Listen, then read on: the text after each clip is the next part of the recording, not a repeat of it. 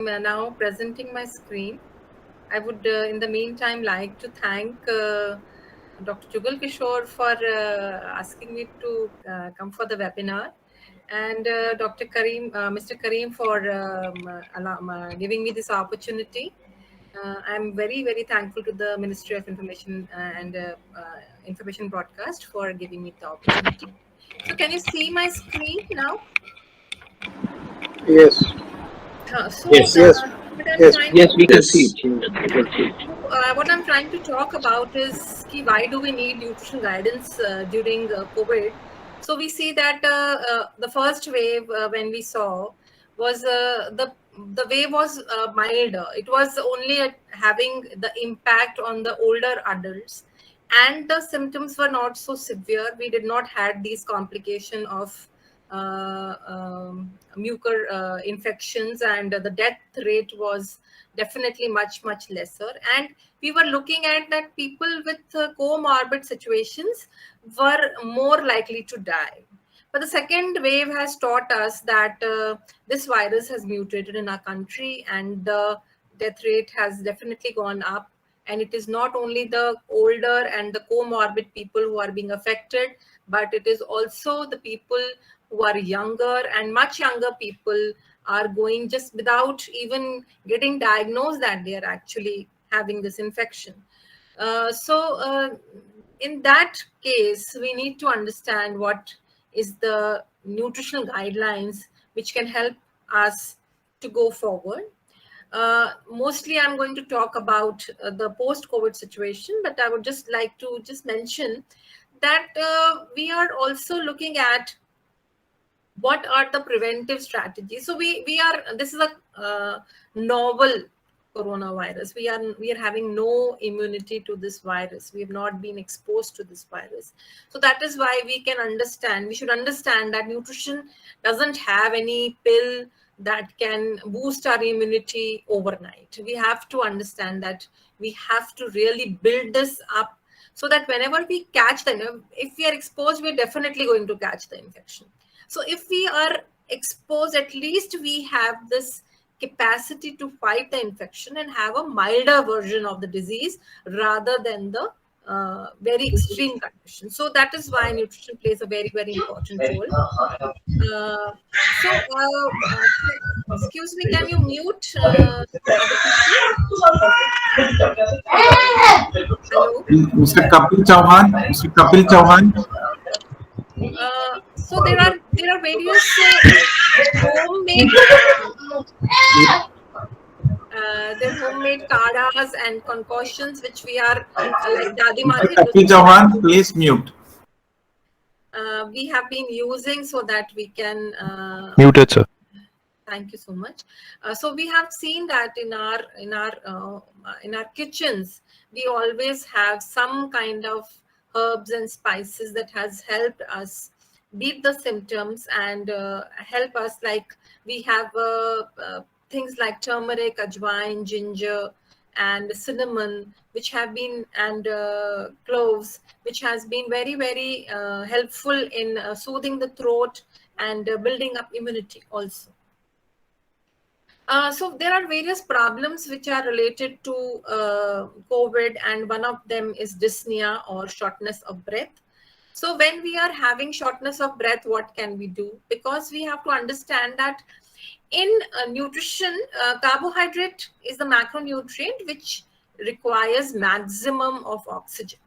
So people having shortness of breath should not consume very simple sugars and should not indulge in taking a lot of beverages which are contain a lot of sugar, simple sugars. So the guideline says that we need to have complex carbohydrate. Now, what is a simple carbohydrates? जब हम चीनी या गुड़ या कुछ ऐसी चीजें या कोल्ड ड्रिंक या इस तरह की चीजें या फिर जूसेस जिसमें हम ऑलरेडी शुगर्स डालते हैं, वो अगर हम लेते हैं तो. और कॉम्प्लेक्स कार्बोहाइड्रेट क्या है? कॉम्प्लेक्स कार्बोहाइड्रेट्स आर थिंग्स जैसे कि हमारे फ्रूट्स हैं, वेजिटेबल्स हैं, सीरियल्स हैं, पल्सेस हैं. तो ये सारे जो कॉम्बिनेशन है, ये हमारे उसको कॉम्प्लेक्स बनाते हैं. उनको डाइजेस्ट करने में तो हमें थोड़ा टाइम लगता है, और इसलिए उसका जो ग्लाइसेमिक इंडेक्स है वो लोअर होता है as compared to simple sugars. So हमारा जो ऑक्सीजन कंजम्पशन है कार्बोहाइड्रेट रिच फूड पे, then it becomes less. Then we can have also fat भी हमें बहुत ज्यादा हाई फैट फूड खाने की जरूरत नहीं है, खाना चाहिए हमें, क्योंकि वो भी हमारे लोड को, ऑक्सीजन लोड को इंक्रीज करेगा. सो it is easier, it is be nice अगर हम मीडियम चेन ट्राइग्लिसराइड जैसे कि बटर है, या हम ज्यादा जो रिफाइंड ग्राउंडनट ऑयल है या राइस ब्रैन ऑयल है इनका यूज करें. मीडियम चेन ट्राइग्लिसराइड जैसे मैंने कहा कोकोनट और घी और butter, these are simpler fats to digest. So if we are using these as a medium, then of course we need to include nuts and seeds, जो कि हम मगज जिनको हम कहते हैं हिंदी में, और नट्स जो हमारे हैं, बादाम हैं और अखरोट हैं, इनको हम यूज कर सकते हैं. फ्लैक्सीड को हम यूज कर सकते हैं, वॉलनट्स को हम यूज कर सकते हैं, फिश को हम यूज कर सकते हैं, जिससे कि तो ये जितने भी हमारे ओमेगा 3 फैटी एसिड्स हैं ये हमारी मेम्ब्रेन्स को एक्चुअली हेल्दी रखते हैं. ये एसेंशियल फैट्स हैं, ये हमारी मेम्ब्रेन को हेल्दी रखते हैं. और इन मेम्ब्रेन्स को हेल्दी रखने के कारण क्या होता है कि हमारे में जो इन्फेक्शन आया है उसकी जो सिवियरिटी है वो कम रहे. So that is very important. Now we have to, whenever we are having any infection or post infection, हमारी जो बॉडी है उसमें बहुत ज्यादा टिश्यू डैमेज होता है. उस टिश्यू को बिल्ड अप करने के लिए हमें प्रोटीन की जरूरत है, और वो प्रोटीन गुड क्वालिटी ज्यादातर हम कहते हैं कि एनिमल सोर्सेज से आते हैं. लेकिन हम अगर वीगन डाइट पे कोई है तो उसको हम सीरियल और पल्स कॉम्बिनेशन, मतलब दाल चावल का कोई भी कॉम्बिनेशन यूज कर सकते हैं. अदरवाइज एग्स हैं, डेयरी हैं, और जितने भी लीन मीट्स हैं, जैसे लीन मीट हम कहते हैं जो कि चिकन और फिश है, rather than the mutton. Red meat को हम अवॉइड करना चाहते हैं for people with dyspnoea. Hydration is very very important in managing the fluid balance in the body. जब भी कोविड का पेशेंट है, भले से वो हॉस्पिटल में हो या घर पे हो, this likelihood because of the throat has been actually छिल गया है अंदर से, है ना. तो उसको सूद करने के लिए हमें पानी, और जितना भी हमारा कई बार डायरिया है, सिम्टम्स जो रिलेटेड हैं उसके, जैसे में डायरिया हो गया है, वॉमिटिंग है, उसमें भी हमें अपने वाटर को वापस से रिप्लेस करने की जरूरत है. तो हमें पानी पिलाना बहुत इंपॉर्टेंट, मतलब हमको फ्लूइड बैलेंस ठीक करने की जरूरत है. उसमें हम क्या कर सकते हैं कि हम जैसे कि थोड़ा सा गुनगुना पानी ले लिया, गुनगुना पानी ऐसे नहीं भा रहा है तो उसको फ्लेवर कर दिया, उसमें सिनेमन डाल दिया, या ग्रीन टी बना दी, उसमें थोड़ा सिनेमन या कार्डमम डाल दिया, या तुलसी की और अदरक की हम चाय बनाते हैं जो बिल्कुल पानी जैसी होती है ना. वी डोंट मेक दैट गाढ़ी दूध वाली चाय. It's a very light T which has very either no milk or very less milk can be given. अगर उसमें हनी, एक्चुअली कई लोगों में एलर्जन होता है, कई लोगों को एलर्जी होती है हनी से, तो हनी अगर सूट करता है आपको तो आप हनी भी मिला सकते हैं उसमें. ग्रीन टी में हल्का सा honey is also very soothing to the throat. So आप ये सारी चीजें अगर करते हैं तो हम अपने फ्लूइड बैलेंस को बढ़ा सकते हैं. कैसे कैसे जा रहा है, मैंने कहा फीवर के कारण स्वेटिंग हो रही है तो हमारा पानी हमारी बॉडी से निकल रहा है, कफिंग में, ब्रीदिंग में भी हम लूज कर रहे हैं, वॉमिटिंग, डायरिया में. और हम प्यास लगती है या तो पानी पास में अवेलेबल नहीं है, अगर पेशेंट अगर क्वारंटीन में है, he doesn't have access to water, और अगर हॉस्पिटल में, आईसीयू में.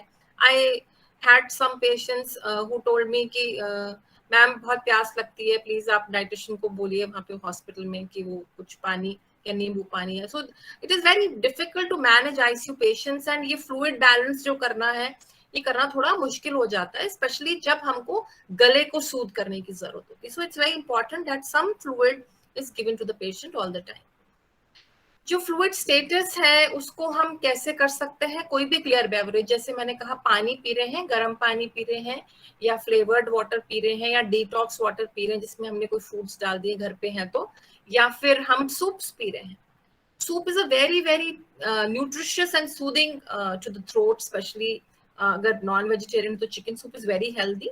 अदरवाइज टोमेटो सूप है, या पम्पकिन सूप है, या कोई सा भी सूप ले लीजिए, उसको अगर आपको न्यूट्रिएंट डेंस बनाना है तो उसमें थोड़ा सा आप मिल्क पाउडर ऐड कर सकते हैं, या फिर आप थोड़ी सी उसमें क्रीम ऐड कर सकते हैं. सकते हैं, जिससे कि वो जो सूप है उसकी जो न्यूट्रिएंट कंटेंट है वो थोड़ा बढ़ जाएगा. सो patient may not be able to drink lot of fluid as such at one time. तो उसको क्या करना है, सिप वाइज सिप. जैसे मैंने कहा कि नींबू पानी बनाकर ही रख लिया आपने थोड़ा सा उसके लिए, तो so that whenever that patient is thirsty, उसको वो नींबू पानी थोड़ा सा चीनी होना, जैसे हम ORS का घोल बनाते हैं वैसा कर देते रहेंगे, तो उसको एनर्जी भी मिलती रहेगी और थोड़ा जो इलेक्ट्रोल बैलेंस है वो भी थोड़ा इम्प्रूव होता रहेगा.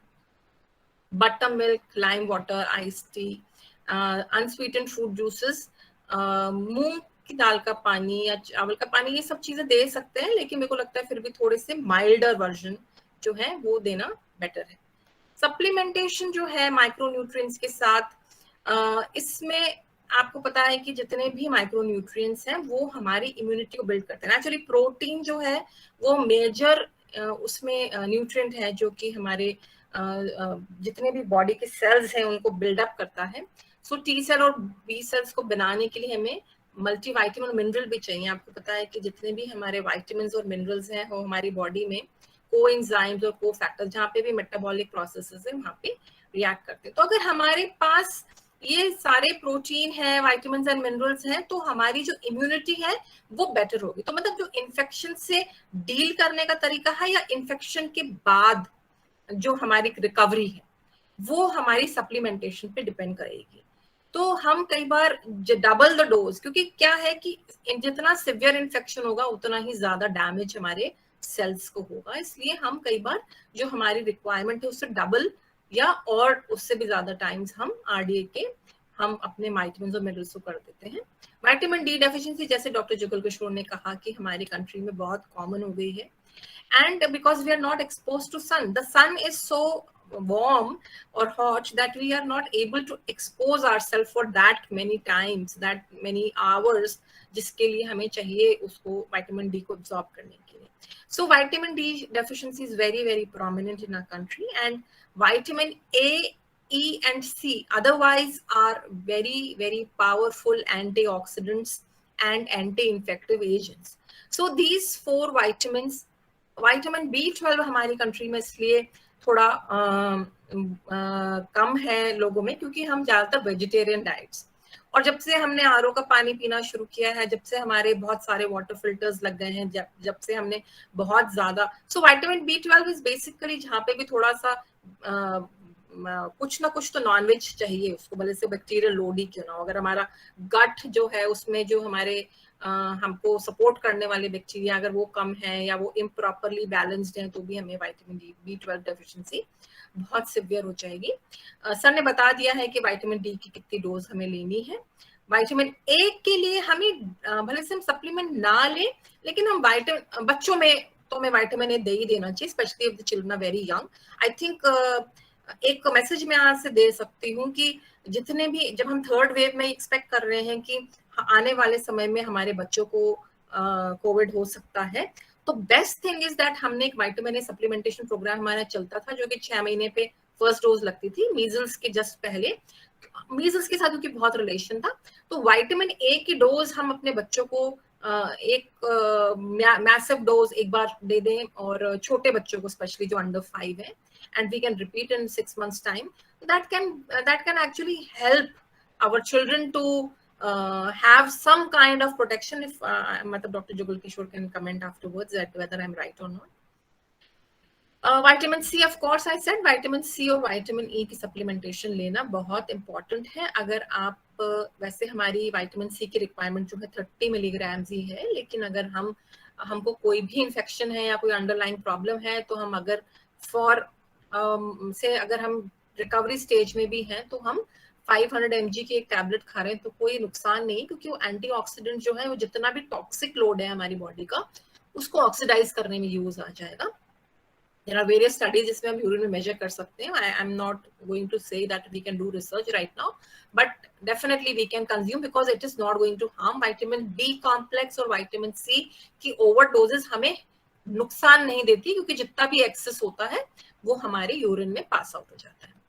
नाउ कॉमन प्रॉब्लम्स जो है हमारी कोविड से रिलेटेड जो पोस्ट कोविड है वो है fatigue, breathlessness and cough, low energy levels, loss of appetite, confusion, anxiety, stress, and depression. There are other infections that we have seen, that there are fungal infections that are there. So in prevent infection, manage blood sugar in diabetes, and manage diarrhea and GI problems.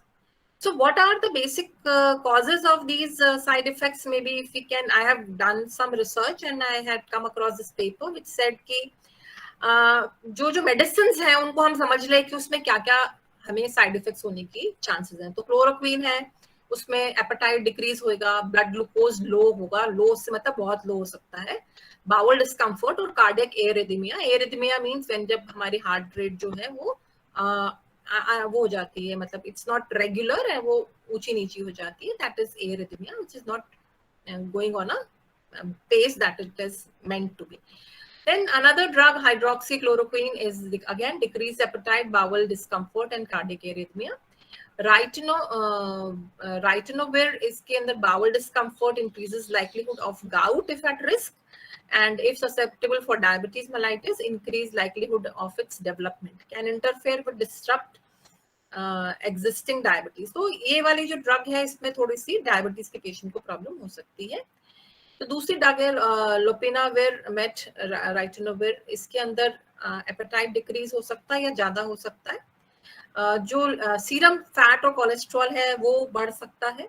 अगर susceptibility है diabetes के लिए तो वो या तो diabetes develop हो सकते हैं या can increase livelihood and can interfere with disturb existing diabetes. So these drugs are actually may be the underlying cause of all the mishap that is happening, because sometimes जैसे sir ने कहा कि patient जो है वो अपने आप दवाइयां ले रहा है ना, it's not going under the guidance of the doctor.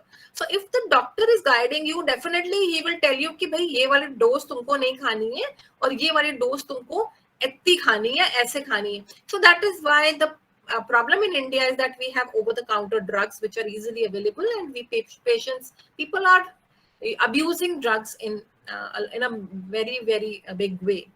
Then there are anticoagulants. This जैसे कि एस्पिरिन सर ने कहा, उसके अंदर भी जो एंटीकोagulants है उसमें बेसिकली एस्पिरिन में अल्सरेशन के साथ रिलेशनशिप है, और विटामिन के ऊपर हमें ध्यान रखने की जरूरत है, क्योंकि एंटीकोagulants अगर हम देते हैं और विटामिन के अगर डेफिशिएंसी हो जाती है तो फिर there can be bleeding, ulcers or bleeding, other problems. So what are other symptoms?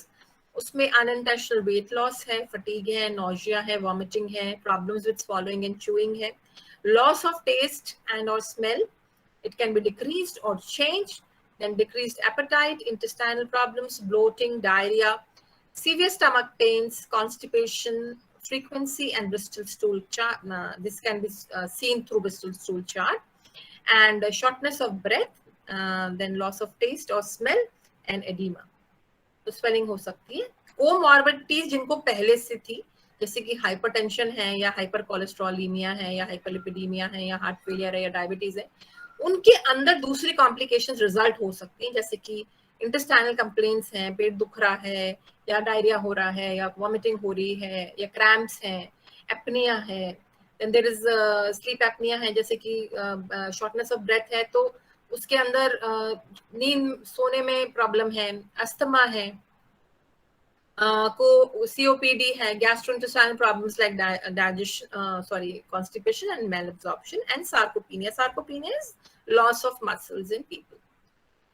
So actions that are helpful. Fatigue के अंदर हम क्या करें? अब देखिए, आप समझिए कि being a woman, I know that कैसे वुमन के अंदर कैसे मसल लॉस होता है post menopausal, and sometimes when she is sick, तो टाइंग ऑफ योर हेयर, मतलब बाल बनाना ही एक अपने आप में फटीगिंग हो जाता है when you very very ill. So I have actually experienced it, तो आई कुड टोटली अंडरस्टैंड कि क्या कह रहे हैं. Use light weight cutlery so that eating and drinking cost minimal exertion. क्या होता है, कई बार हमारी जो प्लेट्स होती हैं उतनी हैवी होती हैं, उसको उठाकर बैठना, उसको खाना, उसको चम्मच, कई बार बड़ी स्पून्स हैं उससे खाना थोड़ा दिक्कत हो जाता है. तो इसलिए जो लाइट कटलरी है उसको यूज करें. हम ये कोशिश करें कि जो पेशेंट है उसके पास अपना सामान, अपनी proper plate with, if we are feeding in the bed, तो तो उसके पास कुछ रखने के लिए जगह है ताकि उसको झुकना नहीं पड़े या उसको उठाकर खाना नहीं पड़े, तो we have to do this. Hello, am I audible? I mean, this is going. Yes, ma'am. Okay, thank you. So Yes, yes. thank you. Utilize soft or liquid nutrition. So what is so that we are able to minimize the जो भी हमारा उसमें श्रम हो रहा है खाने में उसको हम कम कर सकें, तो सॉफ्ट और लिक्विड डाइट अगर देंगे शुरू में जब फटीग ज्यादा है तो बेटर होगा. स्ट्रॉ हम यूज कर सकते हैं ड्रिंकिंग के लिए, अगर हम कोई चीज है जो नॉर्मल टेम्परेचर पे पी रहे हैं. Although I believe that we should not add plastic to that, so we can also use आजकल स्टील और स्ट्रॉ, उसके लकड़ी के भी स्ट्रॉ आने लग गए हैं, so we can use those also. I mean we have to take we are having a lot of load on our environment because of this, because we're using those masks that has to be disposed, so we're using a lot of disposable which needs to be addressed. Ensure proper rest prior to meal. So पहले खाना खाने के पहले जो patient है वो पहले rest कर ले, उसके बाद उसको खाना खिलाएं, ताकि वो पहले से अगर थका हो कि वो कहे कि मैं थोड़ा सा वॉक कर लूं और उसके बाद में खाना खाने, तो वो that person will be so tired to eat food that he may have to say कि नहीं अब तो रेस्ट करना है, खाना नहीं खाना है. So it's better that the patient is properly rested before the meal, so that eating a meal is not an ordeal. Then introduce the largest meal of the day at the best moment of the day for the patient. जब भी patient जब भी सबसे अच्छा feel कर रहा है, सबसे ज्यादा एनर्जेटिक फील कर रहा है, sometimes the patient are energetic से around 12 o'clock in the noon और may be 5 o'clock in the evening, तो सबसे बड़ा मील तब देना है जबकि उसको लग रहा है कि मेरे में अभी बहुत एनर्जी है. तो उस समय उसको ज्यादा, हम कहते हैं ना बच्चों को कैसे खाना खिलाते हैं जब वो सबसे ज्यादा भूखा होता है, तो that is how we have to treat the patient also. Then offers multiple smaller portions on daily basis. Resistance can be seen with large portions. Try to consume something every 2 hours. So what happens if the patient is there's sometimes so much nausea that the patient may feel nauseated looking at the full plate. तो अगर बहुत भरी हुई plate है उसको देखकर उसको लगेगा, घबराहट हो जाएगी उसको कि मैं इतना सारा खाना नहीं खा सकता. तो उसको क्या करना है, उससे पूछो कितना लाना है, तो छोटा सा मील दो उसको, छोटा meal every 2 hours can be given. And nutrient dense बनाने के लिए हम उसको ये कर सकते हैं, मैंने कहा था मिल्क पाउडर ऐड कर सकते हैं या हम उसमें थोड़ा सा घी या बटर ऐड कर सकते हैं, which can make the food slightly more nutrient dense, I mean more energy dense also, because हमें एनर्जी रिक्वायरमेंट्स बहुत बड़ी हुई हैं और हमें एनर्जी किसी समहाउ हमको इंक्रीज करनी पड़ेगी. So we have to make say, हम लोग क्या करते हैं न्यूट्रिशन में, हम बोलते हैं वैल्यू एडिशन करना है. वैल्यू एडिशन का मतलब होता है जब हम ज्यादा न्यूट्रिएंट्स एक छोटे मील में डालने की कोशिश करते हैं. तो अगर हमने जैसे हमारे यहाँ पे जौ चने की रोटी बनती है, तो उसमें जौ भी है, उसमें फाइबर भी है, उसमें बेसन भी है, तो वो प्रोटीन रिच भी हो रहा है. या फिर हम दूध में आटा लगाते हैं, या हम दही में आटा लगाते हैं, या हम बटर मिल्क में आटा लगाते हैं. These are all value additions that which can be done. It can make, specially अगर हमने बटर मिल्क में आटा लगाया तो वो थोड़ा सा उसकी डाइजेस्टिबिलिटी को भी बढ़ा देगा. And we are giving some prebiotic to the patient. If the patient provides him or herself with own meals or indicate to potentially make use of meal facility. अभी खुद को बनाना पड़ रहा है, तो अभी एक फोटो वायरल हुई है जिसमें कि वो लेडी है, उसने ऑक्सीजन मास्क लगा रखा है और किचन में कुकिंग कर रही है. This is actually very cruel. So we have to, there are various NGOs which are helping patients who are living alone, who are not able to manage their meals. They can reach out. We should have a helpline where we can, especially the older people who do not already have any energy and they have to cook their own meal or serve themselves, then wash their own utensils. So that is a very very severe problem that we will be facing, especially not in India, because we are basically a youthful country. But abroad there were many patients that I read many stories about how the youngsters were helping older people with food and everything. They would drop a meal box outside their house. So we have to look for these things, especially in the metros. We will have these problems in the elderly who are living alone. Then eat something prior to going to sleep or potentially place food at the nightstand. अपने घर, अपने पास, मैं कहती हूँ हमेशा सबको अपने पास में एक बिस्किट का डब्बा या कुकीज का डब्बा, या कुकीज तो नहीं कहूँगी, ट्रांसफैट ज्यादा होता है, तो बिस्किट या कोई हमारे टोस्ट है या घर पे बना हुआ खाकरा है, कुछ anything which you can keep beside you, so that in the night if you're feeling really weak or you're feeling that your blood sugar has gone low, hypoglycemia हो गया है, तो कुछ खाने के लिए पास में चाहिए. इसलिए you can keep these things at the bedside. And water, always keep water at the bedside of the patient. If you are looking after the patient, and if not, then patient should themselves look after themselves. That always keep water and something to eat. Some bowl also to if you want to spit, so that you don't have to go those many trips to the bathroom कि अभी इसको थूकना पड़ेगा. तो छोटी छोटी चीजें हैं जो हमको हेल्प करती हैं एनर्जी सेव करने के लिए, because we trying to save energy of the patient. उसके अंदर हम थोड़ा सा, वो हमारे यहाँ पे ना अपने यहाँ पे वो पान थूकने की बहुत आदत है, मिट्टी का रखते हैं हम, मिट्टी भर के रखते हैं. That can be done, and then it can be either thrown some sanitizer or something on that, so that that thing can be destroyed, and all the viral load can be destroyed. So if patient is on oxygen support, then also provide this as well during the meal. तो आपको जो patient oxygen पे होता है usually उसको प्यास भी ज्यादा लग रही होती है, और जब पानी पीते हैं तो water has oxygen in itself, है ना? So it's providing oxygen. So if the patient keeps sipping, then the chance of that dryness in the throat and dryness in the nose will be less. I think I don't know if I think the water that we are using for oxygen in the how do they give oxygen, I have no idea, but I think that the water that we are using are also, we have to keep those standards there, so that we are not using tap water. We do not have anything. हमारे पास ये तो है ही नहीं कि हम portable drinking water क्या होता है, हमारी कंट्री को उसके बारे में पता ही नहीं है, तो हमारे हॉस्पिटल्स को भी नहीं पता है. So we have to have certain standards that has to be maintained in hospital, that all the water which is coming in the tap has to be portable, it has to be free from all, it has to be RO or whatever type of things we are using. We have to have that water wherever there is a hospital, in any tap that person wants to open. Bathroom में भी जाऊं, मैं खुला भी कर रही हूँ तो पानी वहां पे पता नहीं कितना गंदा आ रहा है. So we have to really look at the way our hospitals are being run. Nausea is another problem. Routinely 6 to 8 times अगर हम छोटे meals देते हैं तो खाली पेट नहीं होएगा, और जब वो खाली पेट नहीं होगा तो उसको nausea के chances थोड़े कम हो जाएंगे. थोड़ा सा ठंडा फूड हम दे सकते हैं. अगर मीट खाते हैं तो कोल्ड पीसेस ऑफ मीट दे सकते हैं, नहीं तो सैंडविचेस हम बना के रख सकते हैं, जो छोटे सैंडविचेस जिसके अंदर, तो फिंगर फूड्स हम बच्चों के लिए बनाते हैं, ऐसे फिंगर फूड्स हम कोविड पेशेंट्स के लिए बना सकते हैं, पोस्ट कोविड पेशेंट्स के लिए बना सकते हैं, जिसमें कि हम थोड़ी सी ऐसा बटर और थोड़ी सी सूदिंग ड्रेसिंग्स अगर लगा देंगे तो दैट कैन बी इजी. हम ग्रीन चटनीज बना सकते हैं, फ्रेश एंड मिंट चटनी बना सकते हैं, which can improve the flavour also. Mint chutney can be really helpful. Strong smelling foods जो होते हैं, जैसे गार्लिक है या गोभी है या इस तरह की चीजें, हो सकता है कि वो पेशेंट को और नॉइजिएट करें. So we have to keep the smells very very neutral, so that that person doesn't feel very further nausea. Consume sufficient liquids, preferably those with nutrition value such as dairy based products. तो अगर हम दूध दे रहे हैं, छाछ दे रहे हैं, soups दे रहे हैं, जैसे मैंने कहा सूप्स में हम ऐड कर सकते हैं, वेजिटेबल सूप्स में कट पीसेस डाल सकते हैं, उसमें बारीक काट के पनीर भी डाल सकते हैं. हॉट एंड सार सूप में होता है बारीक बारीक पनीर कटा हुआ, तो उस तरह के हम वेजिटेबल सूप्स टोमेटो के भी बना सकते हैं. whichever flavor the patient likes, we can make these, which add some butter or add some milk powder to it. It will enhance the protein quality also of the food.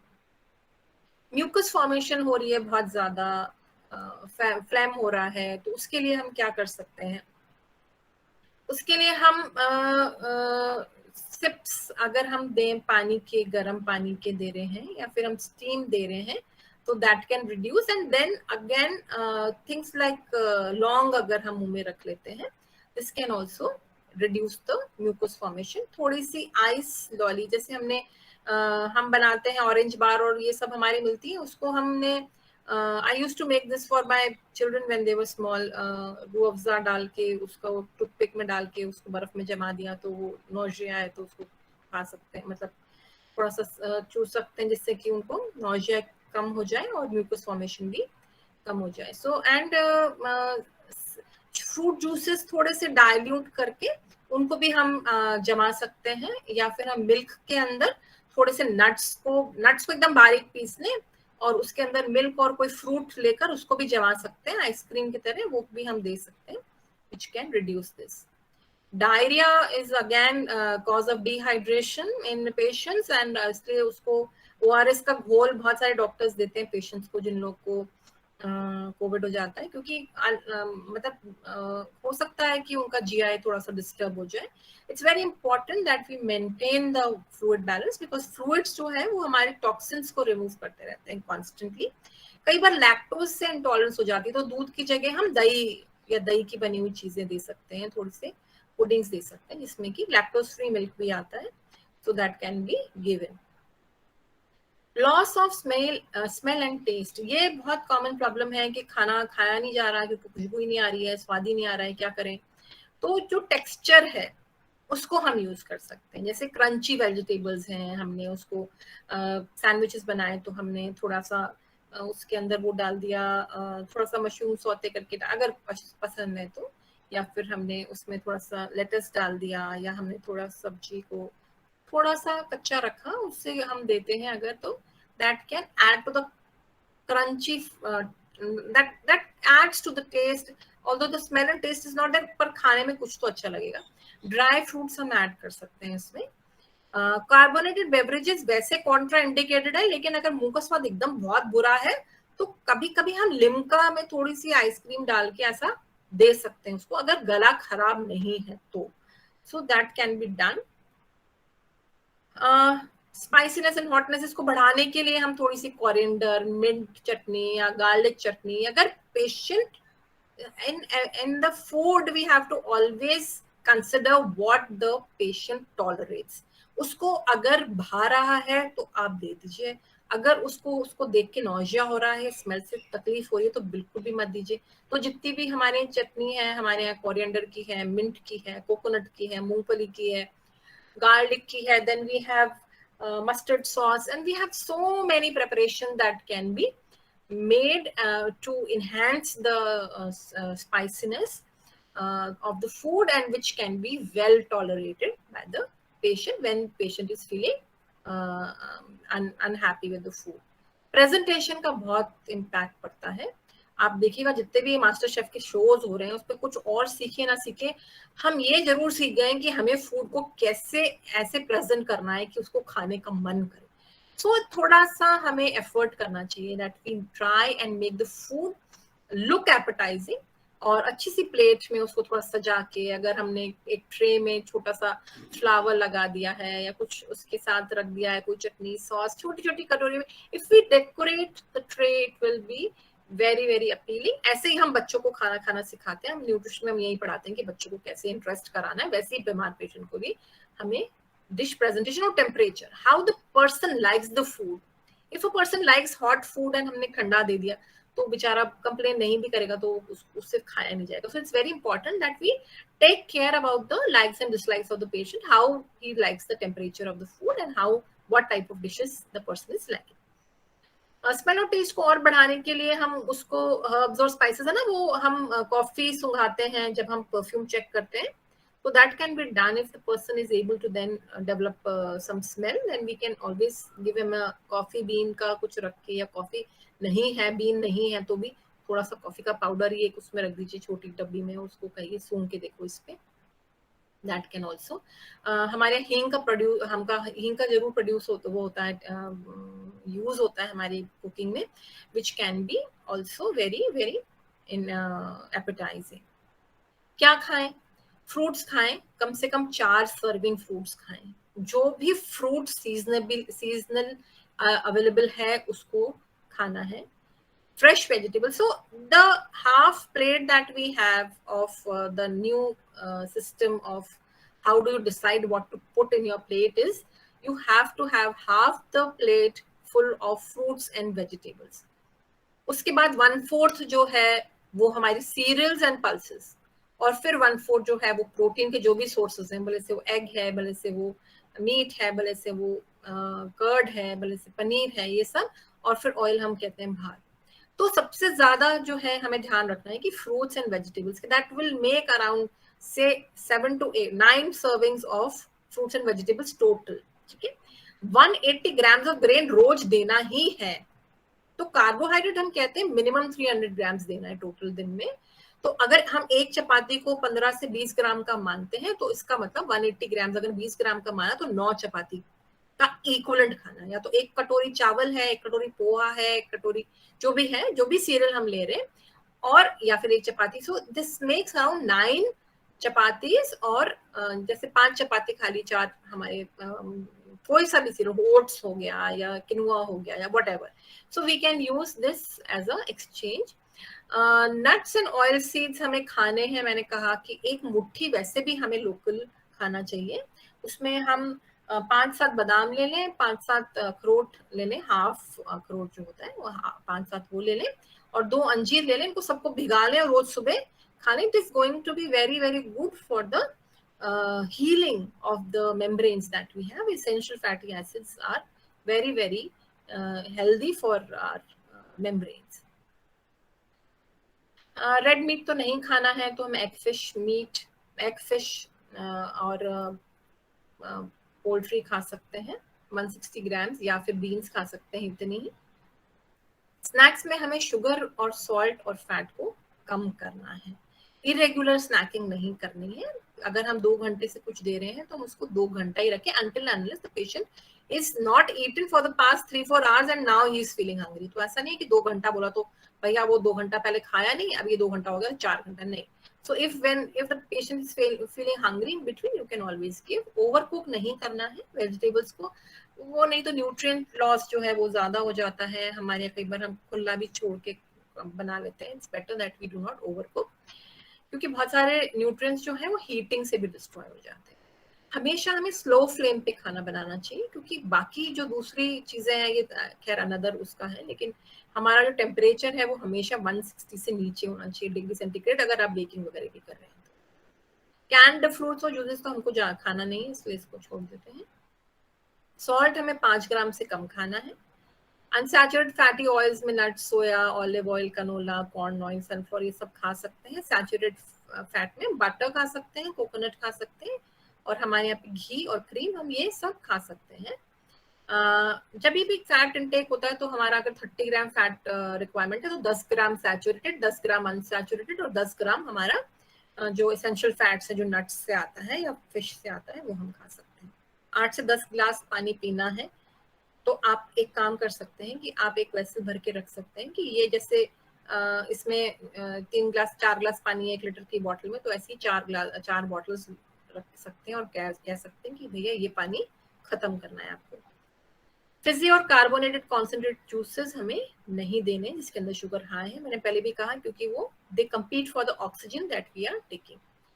Healthy lifestyle के लिए हमें exercise करनी है, meditation कर सकते हैं। Meditation का मतलब ये नहीं है कि हम कोई मंत्र बोले या कुछ, मेडिटेशन का मतलब सिर्फ हम खाली अपनी सांस के ऊपर कॉन्सेंट्रेट करें तो भी वो मेडिटेशन होती है। स्लीप का सर ने पहले ही बताया कि स्लीप एक्चुअली हमें सबसे ज्यादा टाइम लेनी चाहिए ताकि हमारी हीलिंग हो सके। जब हम सोते हैं तब सबसे ज्यादा हमारी बॉडी की रिपेयर होती है, so that is why we should have sleep.